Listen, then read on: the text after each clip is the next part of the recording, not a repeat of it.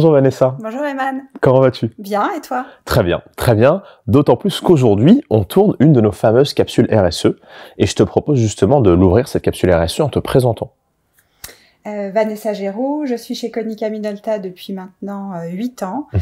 J'occupe le poste de DRH adjointe et je suis plus particulièrement en charge du déploiement de notre stratégie RSE, plus spécifiquement sur le volet social.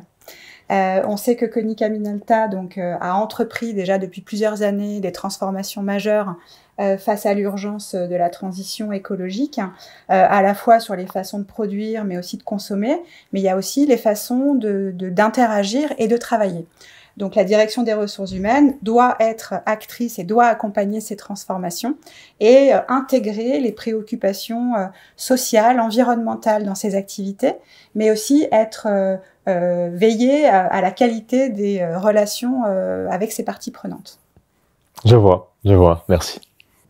Donc maintenant qu'on sait qui tu es et ce que tu fais, Vanessa, je pense que c'est le moment de parler du rôle particulier que jouent les ressources humaines dans notre démarche de responsabilité sociétale des entreprises.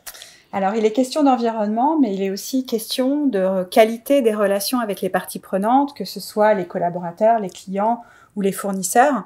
Donc, l'objectif de la direction des ressources humaines est vraiment de soutenir cet effort collectif en impliquant, en formant, en sensibilisant nos collaborateurs, parce qu'on sait qu'au quotidien, ce sont les collaborateurs qui agissent, que ce soit dans la vie privée en tant que citoyen ou que ce soit dans la vie professionnelle.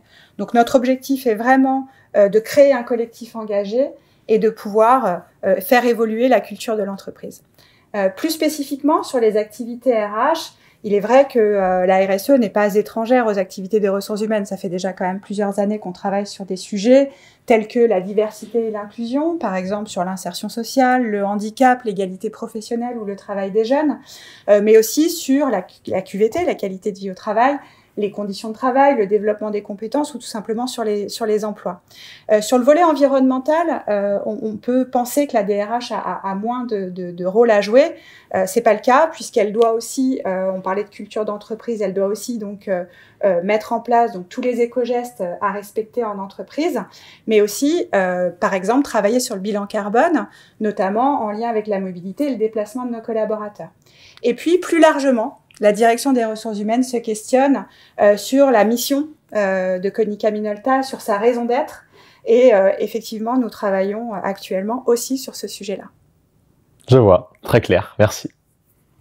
L'idée qu'on perçoit clairement, c'est celle qui consiste à impliquer les collaborateurs, à leur donner l'occasion de contribuer à leur échelle. Est-ce que tu veux bien nous en dire plus sur cet aspect-là ?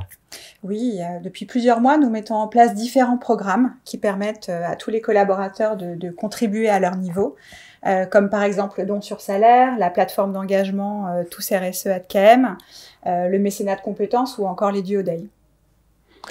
Est-ce que tu veux bien revenir sur le micro-don, sur l'arrondi sur salaire? Comment est-ce que ça fonctionne? Oui, donc les collaborateurs ont la possibilité tous les mois de pouvoir faire un don sur salaire auprès d'associations pour lesquelles ils ont voté. Et l'entreprise abonde sur chacun des dons du collaborateur, ce qui permet de doubler le don.